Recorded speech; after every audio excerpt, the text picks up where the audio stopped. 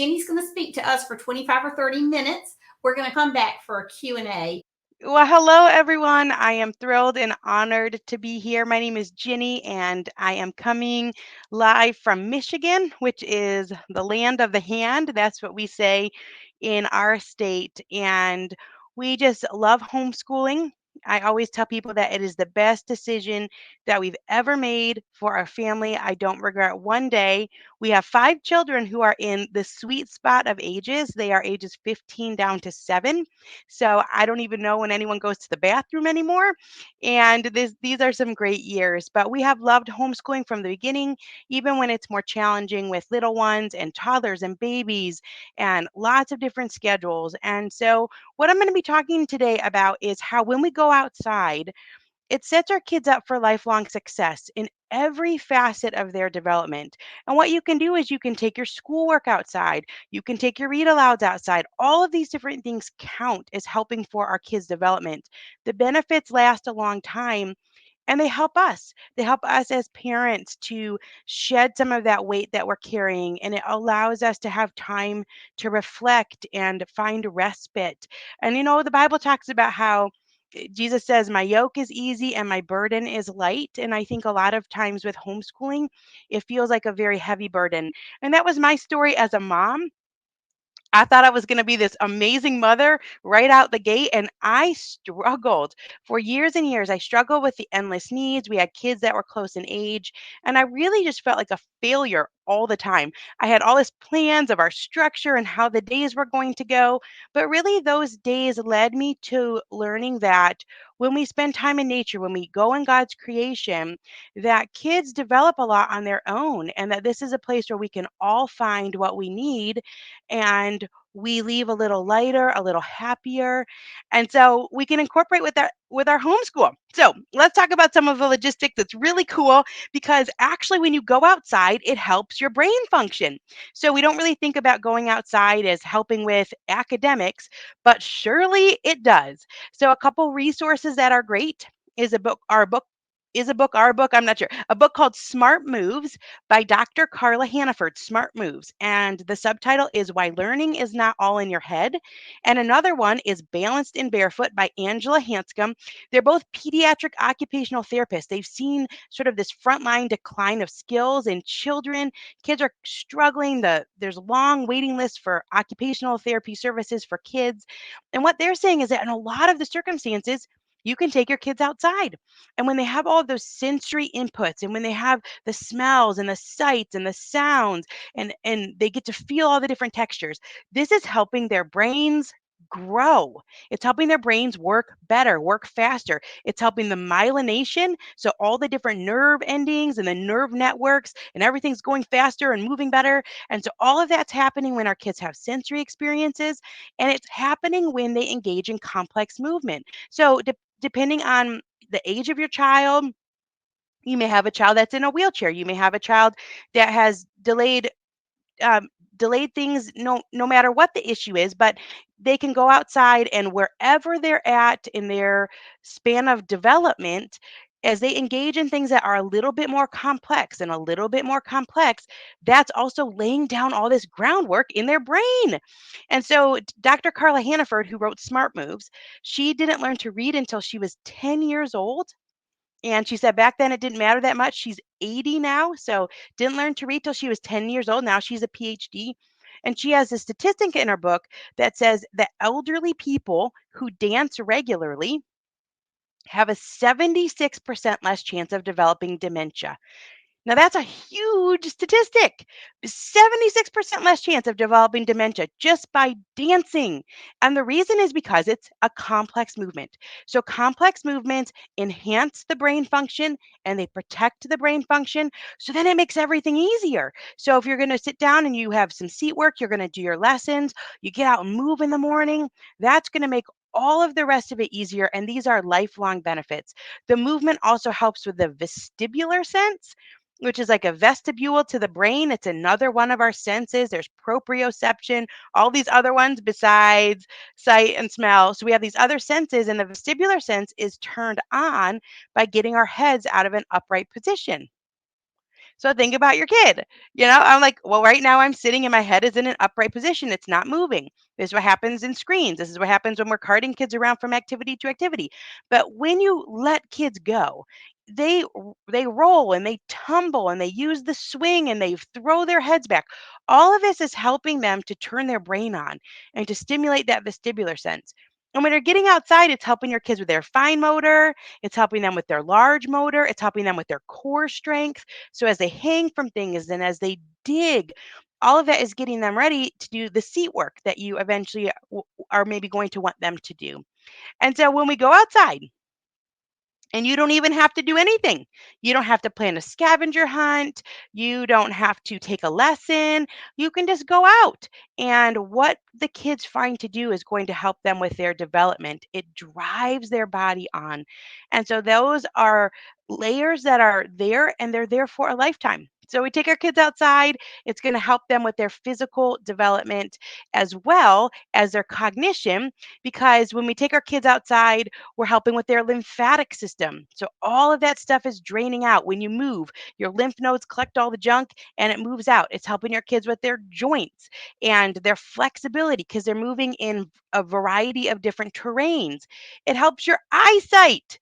So we have lots of kids that are struggling with myopia, with nearsightedness, and here's why. So here's interesting.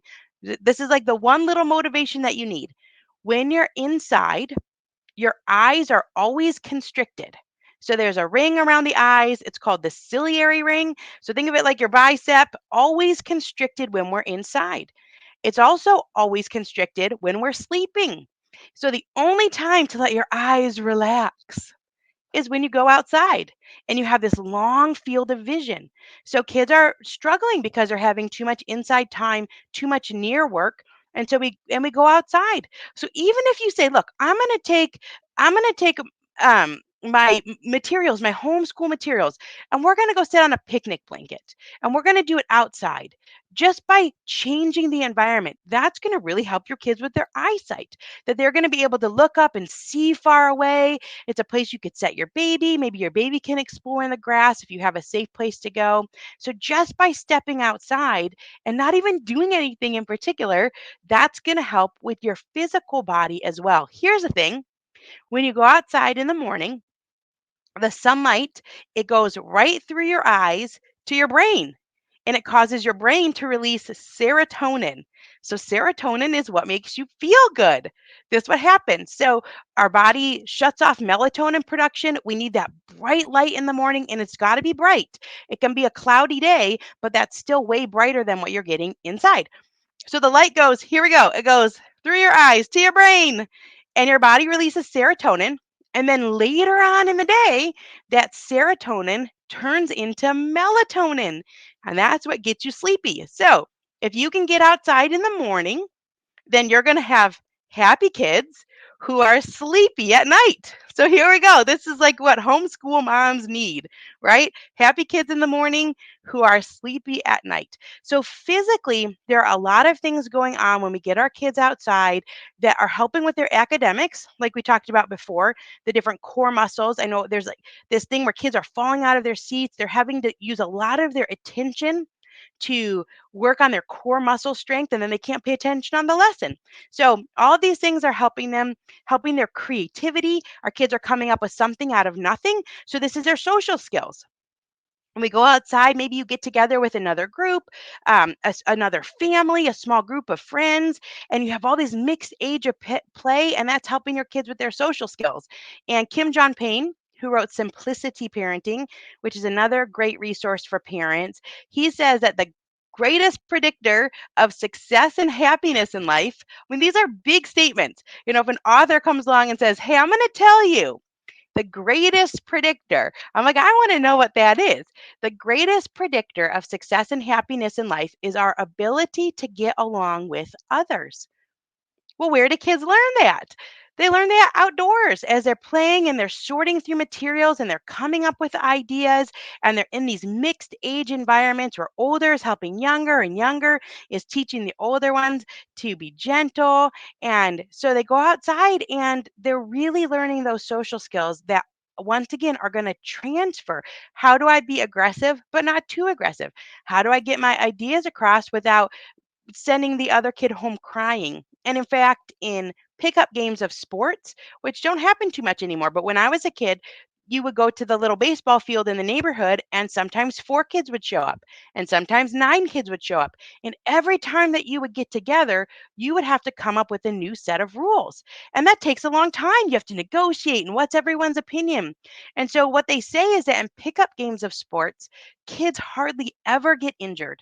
It's almost zero that kids don't, because, and the reason why is because they self regulate. So if there's an 8-year-old who's going to slide into home plate and there's a 5-year-old standing there, he doesn't want to slam in too hard because he doesn't want to hurt the 5-year-old, because then maybe she's going to go home crying and then the game's over and all the work that everyone did to figure out the rules, those stop and it's done. And so when kids are outside, we're helping with their cognition, we're helping with their physical bodies, we're helping with their social skills, we're helping them with their emotional state. And we need that too, right, moms and dads? We need that too for our emotional state. That you felt it. You step outside and you can just you can just exhale. You can take a minute and you can just find a little bit more peace, and all of you can do that. The outdoors absorbs the noise.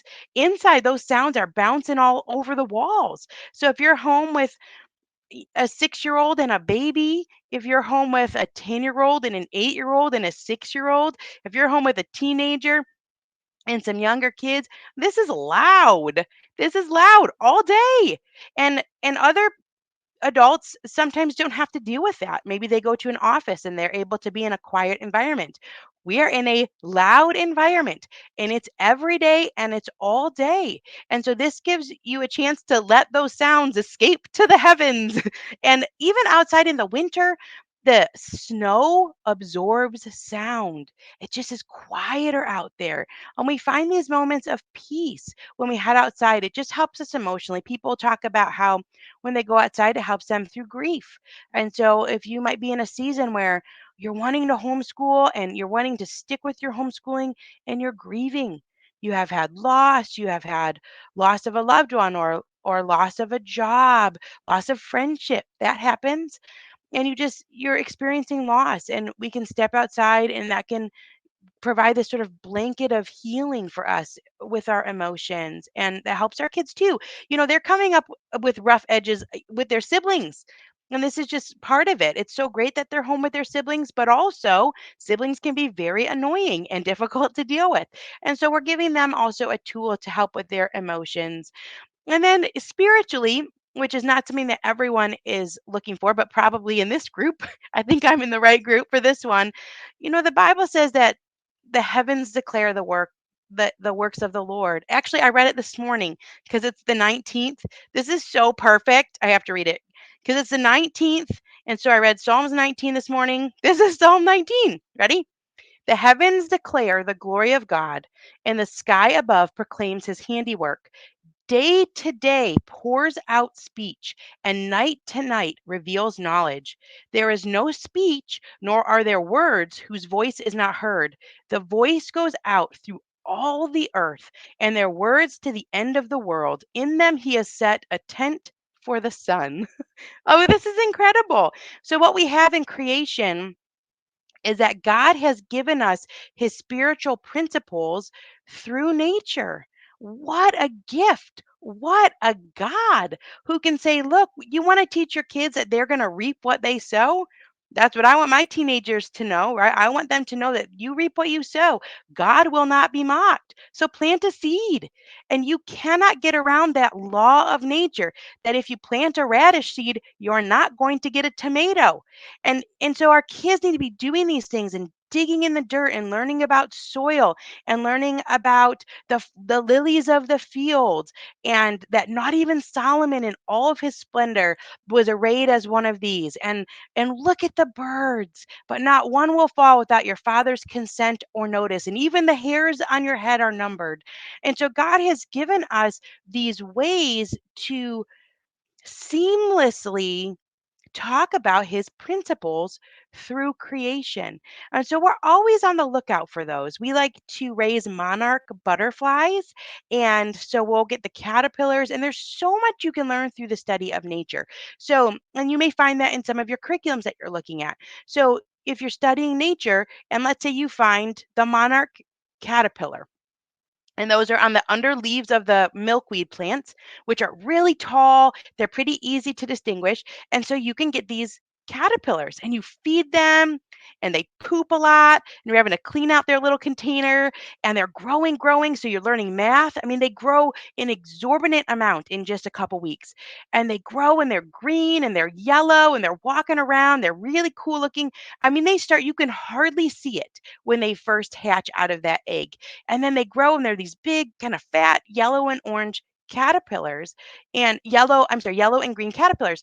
And then they shed that skin and they're in this chrysalis and it's so beautiful. It's emerald green with all these gold dots that spin around the top, and they harden up so you could hang those around your house. And they're very pretty. So you hang them up, and for 10 days they're in this chrysalis, and then at the end of ten days to 2 weeks, all of a sudden it turns black in there, and you can start to see the wings and the orange, and then they hatch. And it is a miraculous thing that to watch it come out. It's got this proboscis, and it can uh, taste with its feet, and you can tell which one is male and which one's female by the dots on the wing. And the Bible says we are a new creature in Christ. The old is gone, the new has come. So, I mean, we couldn't have come up with this on our own. I mean, this would be like the best science fiction book, right? Where the caterpillar comes and then it turns into this orange and black flying thing, that has a long tongue and it goes. I mean, who comes up with this but God, to say we are completely changed? I mean, even the egg, you make your scrambled eggs for your kids in the morning if you don't have any allergies. But if you take an egg and you put it and it's fertilized and you put it in an incubator, in 21 days it's going to be an animal, like a really cute one, a little chick, and it's going to walk around and it's going to chirp. And 3 weeks ago you could have ate scrambled eggs. And so we talk about the old has gone, the new has come.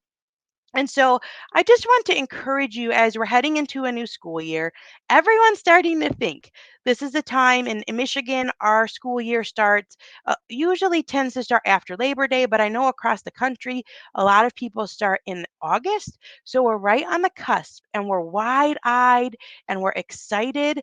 And I just want to encourage you to slow down, to not overpack.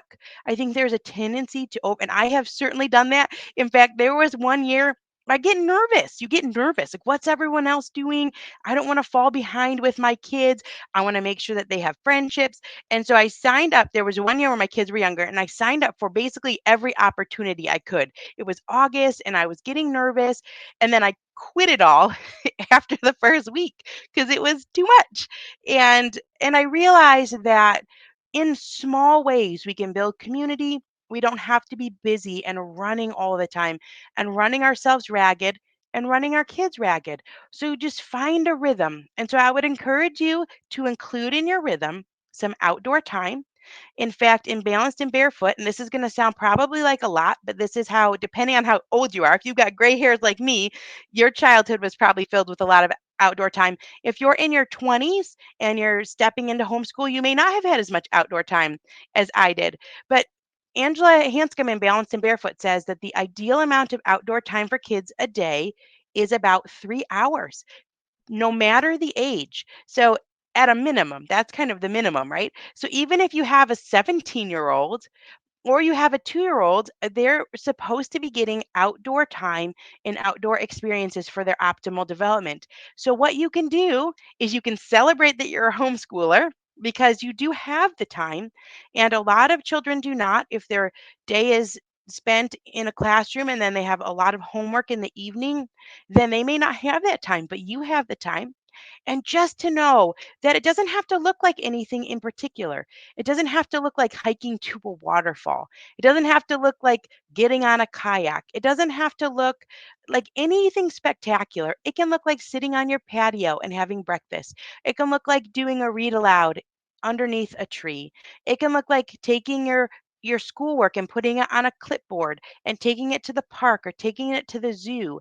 And it really helps to facilitate multi-age homeschool environments. So if you've got kids that are in 2 different grades or 3 different grades or 6 different grades, well, you could work one-on-one with one while the other children play. And it just helps with that as well. And so I just want to leave you with the encouragement that what you're doing is the right thing. What you're doing is the right thing. You will never look back and regret.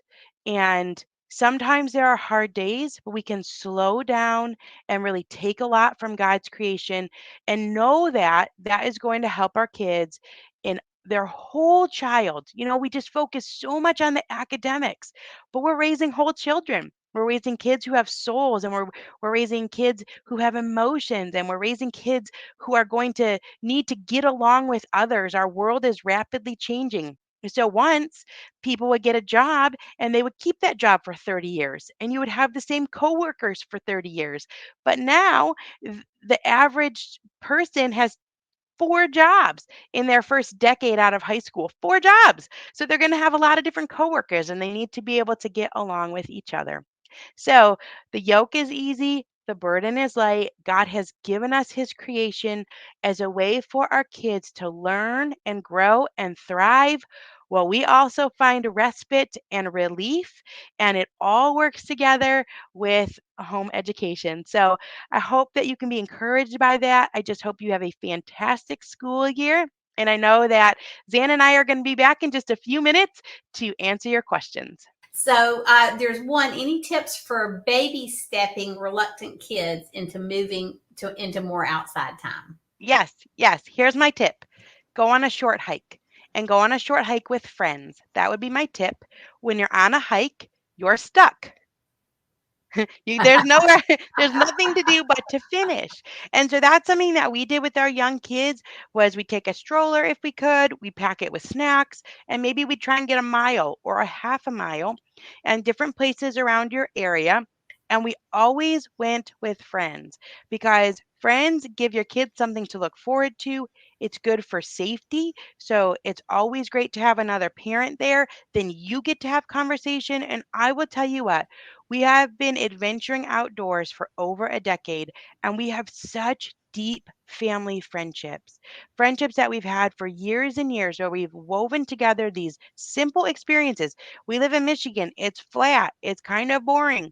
We have the seasons, but it's not like North Carolina or South Carolina where Zan's at. And I see some of you from all over the place in this group that, you're coming in from Florida and you got your springs that you can go swim in. And people have all sorts of different places where they live, and we would do simple things with a friend. So I say you need 3 F's: friends, food, bring some good snacks. If your kids are reluctant to go outside, make them something new that they haven't had in a while. Bring some good food along and just ease into it with simple activities. Going to the zoo, going to the nature center, going to the beach, going to places that could engage the senses, and sometimes you have to wait it out. So that Angela Hanscom, who wrote Balanced and Barefoot, she said it can take kids up to 45 minutes to figure out how they're going to play. And that's kind of a long time. So sometimes you have to wait it out. You have to say it's okay that you're bored. You have to say, I trust you'll find something to do. And eventually they do, and they fall into their play. Okay, boy, that is great advice, especially giving us that advance notice that it's okay for kids to be bored and we don't have to fill up every minute for them. Boy, Right. that's powerful. Okay, so I've got several questions. I'm going to back up here because there are two that have kind of along the same lines. One is from somebody in Illinois, from Cara Beth, one of our wonderful Hi, Cara Beth. consultants. How do you manage the extreme weather days and being outside, particularly cold? And then somebody else says, I live in Texas and it's very hot and humid during the day. Do you have any suggestions for quick outside activities? So how do we handle the extremes of hot and cold in terms of getting Okay, so one thing is we remember that our bodies are meant to experience discomfort. So, there is a book called The Comfort Crisis. That's what it's called. And we have become accustomed to spending time in air conditioning and heated homes, and our bodies are not used to that. We used to experience all of these extremes of weather. And when we do that, it helps our kids develop grit and resilience. So that's where they develop it. They develop it outside. I know it's not fun to go out when there's bugs and when it's humid and you're sweating and it's cold and you've got to get everybody in all of their layers. But it is helping us as human beings to become people that can deal with adversity. And if we're always in the same sort of environment, we're missing that. So that's a piece of it. Just remember it's okay. It's okay to be a little bit uncomfortable. It's okay to be bothered by the gnats and the flies or the mosquitoes, that type of thing. But, Charlotte Mason, who was from the 1800s, she talked about that kids should be outside also for large swaths of time. But she had a caveat. She did say whenever the weather is tolerable. So she said kids should be outside for 4 to 6 hours a day whenever the weather is tolerable. So that's going to look different depending on where you live. So for us, we're trying to get outside. We actually truly are trying to get outside for 1,000 hours every year. It's part of our homeschool. And for us in Michigan, that time is skewed toward different seasons. It's more time that we're out in the spring, summer, and fall, and less time that we're out in the winter. Though the winter offers all sorts of really cool experiences, Zan, that you can't get other seasons. So we can sled and we can build snowmen and we can make really beautiful things out of ice and we can go ice skating. I mean, there's all these different things that we can do in the winter that are special. And I think that's biblical too. It teaches our kids that no matter the season, there are always things that can be enticing and can help. And so what we see is that when we have these extremes, like when you go outside in the cold and your cheeks are flush and you come inside and maybe there's a roaring fire or you have some hot chocolate, you feel so good. And when you go outside and you're hot and sweaty and sticky and you come inside and there's some air conditioning, you feel so good. So we need a little bit of those extremes to feel better. Well, I It's love what something you called say about pain. that's right, about getting outside of our comfort zones. Right. When Jenny Joe and I were speaking in Idaho. This has been years ago, and one of the national park rangers was there and spoke and said that the average time that kids spend outside, and this has been a decade ago, is less than 10 minutes a day, and that includes waiting for the school bus. And Wow. he named it nature deficit disorder. Mhm. And so what so talk to us a little bit about screen time versus being outside and and how we manage that. Springtime in terms of the season? Screen time, Oh, sorry. screen time. I was like, spring is great. Yeah, there's a big imbalance, and our kids have screens. They do video games and things like that. Although I am very intrigued by the families that don't, and I do think that if you are in that boat and you started that way, I stay the course because that is I think that you're really setting your kids up for a distinct advantage. But the statistics that I read, same thing a decade ago, was that kids are outside for 4 to 7 minutes a day playing, but on screens for 4 to 7 hours a day. So we just are in this spot where there is a massive imbalance. And what's happened is that our society as a structure, as a whole, has really changed. So, Zan, it's like when you and I were kids, society was set up that screens were not available all the time. Right, And that's right. so the cartoons would end at a certain time on Saturday morning. And so then oh, well, it's up to you to go figure out what to do. And our kids are growing up in a difficult time. It is a difficult time to be a parent when the screen is available constantly and there's always new content and there's always new YouTube videos. And so it's a tall order. That little bit of structure and that little bit of safeguard has fallen onto our shoulders. And it's hard, but it's also really special too, because what's happened is if we heed the call, and we say we're going to put in this extra work to fill our lives with hands on things and leave the screens for the leftover time. Some screens, maybe, but not the primary thing. Then it enhances our lives too. And I think in a day and age that's very tech heavy, I also need the outside time where maybe mothers didn't in the past. Maybe mothers had a little bit more fulfilling community. Maybe they had a little bit more fulfilling experiences, even right in the home. And now we're all exposed to this increase in technology. And so the nature and the hands on things and the community is helping our entire family. Okay, so that is such good advice. So I want to there are a couple of questions I want us to get to before you leave. Does working outside doing projects of choice like cleaning out the garage and doing yard work, does that count? Yeah, I spend my life these days determining what counts. Um, it's not about that, right? Whatever you think counts. You make up your own rules. It's about stepping away from two-dimensional life.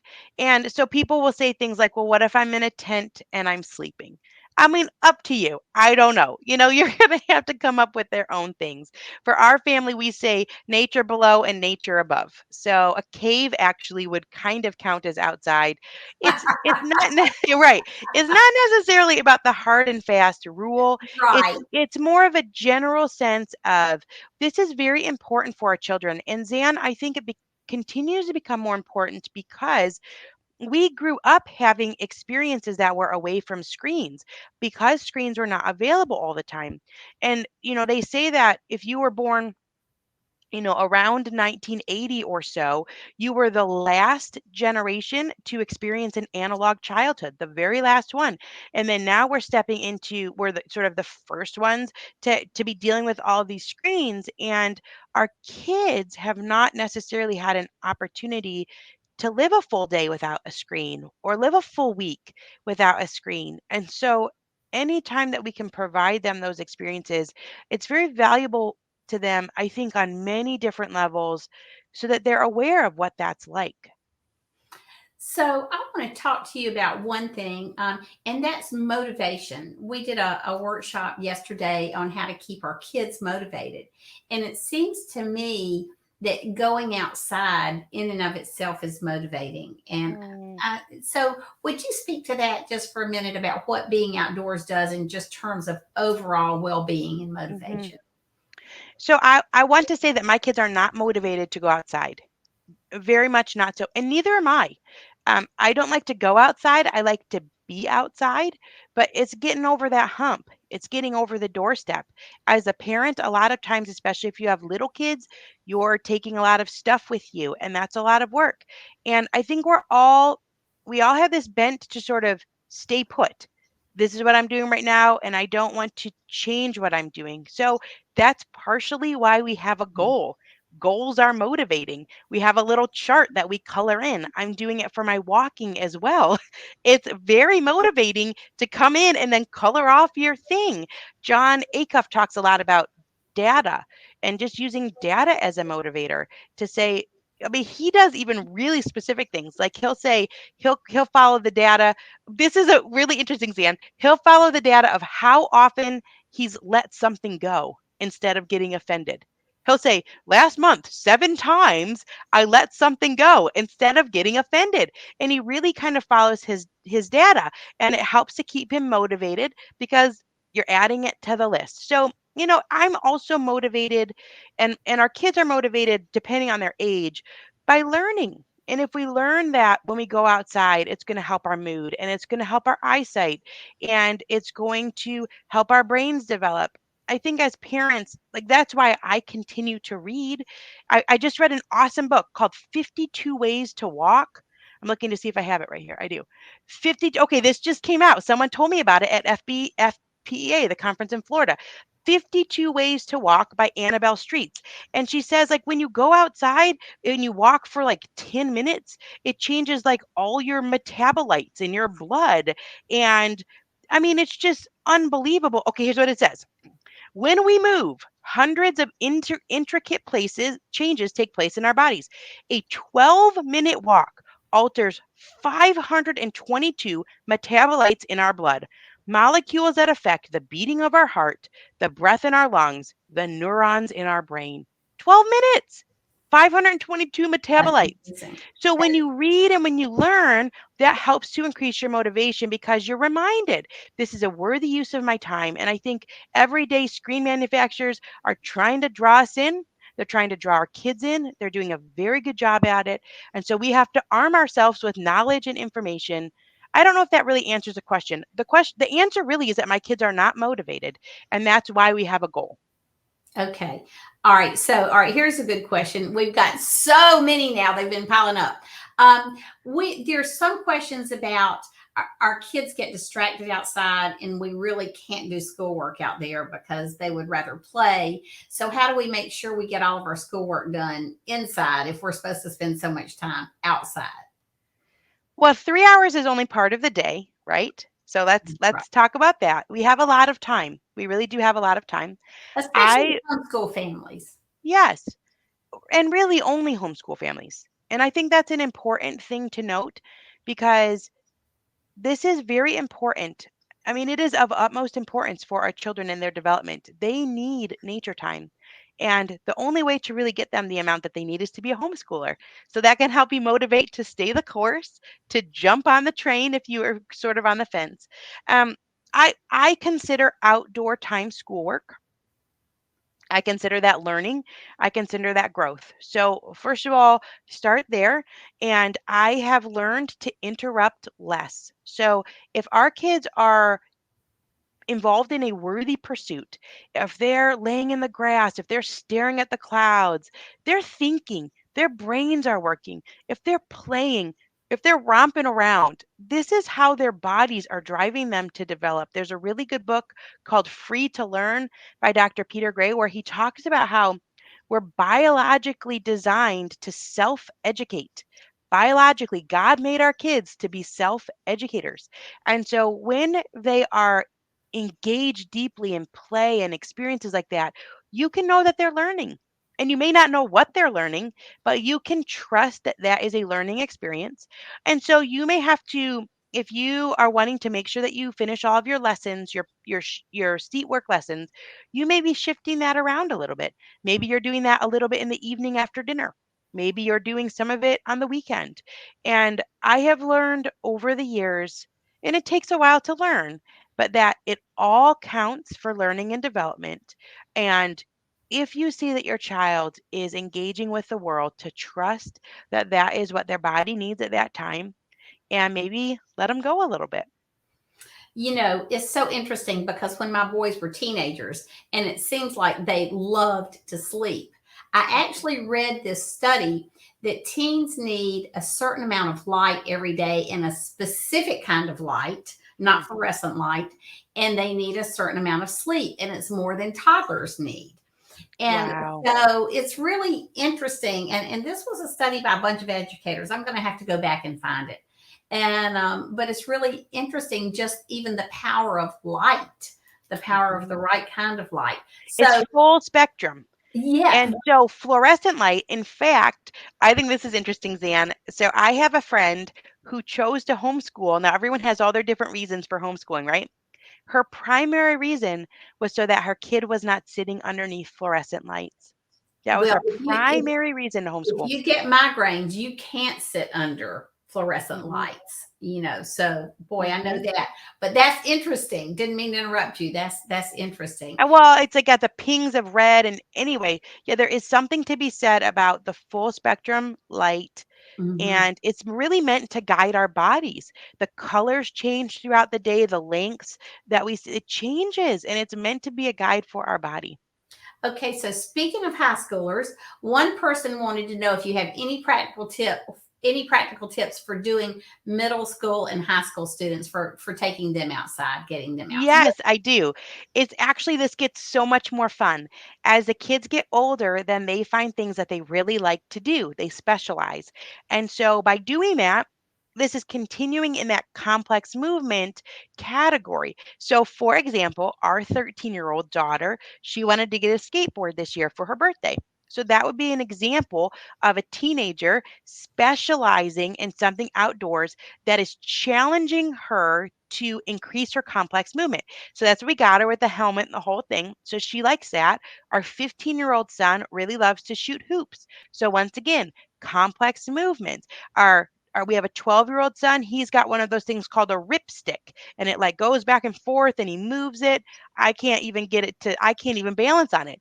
But they are finding what they love to do. So that might be mountain biking, that might be fishing. There's all of these things that might be hiking, that might be sitting at a picnic table and having a conversation with friends or playing cards.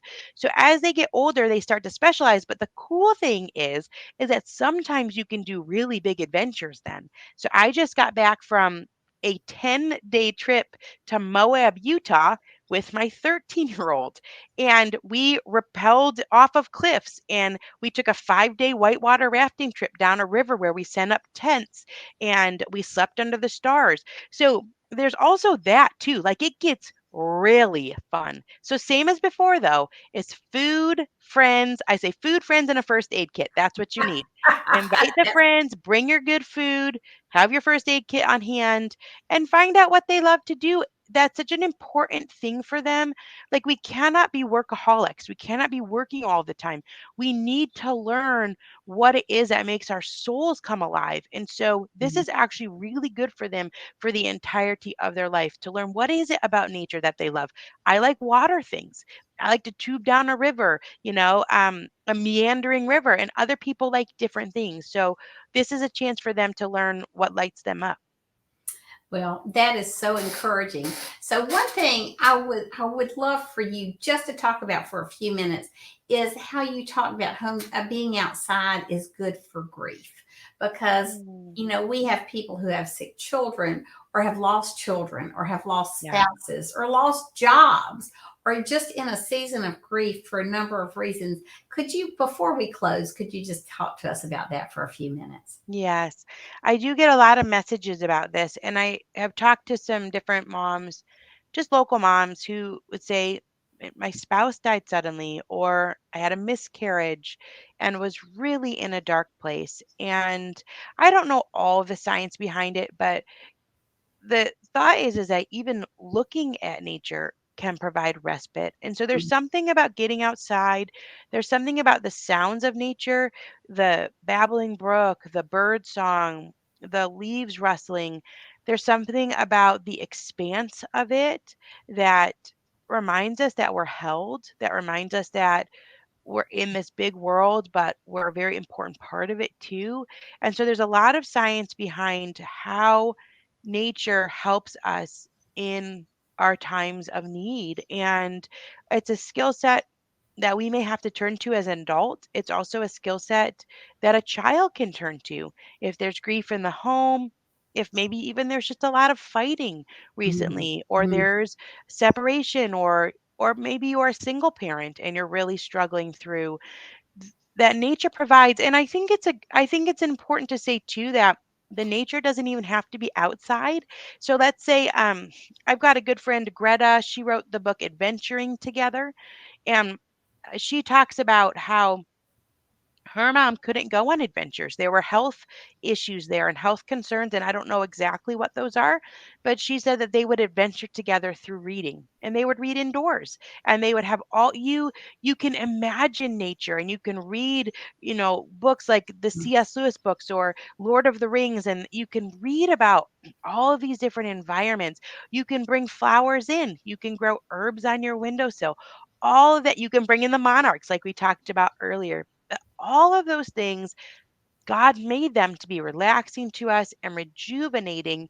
And so, whether that's indoors or outdoors, bring in some wildflowers and throw it in your Play Doh. I mean, all of these different things, the smells and the textures, they just help us feel more human. And I think they help a lot with those really hard heart things that we're struggling through.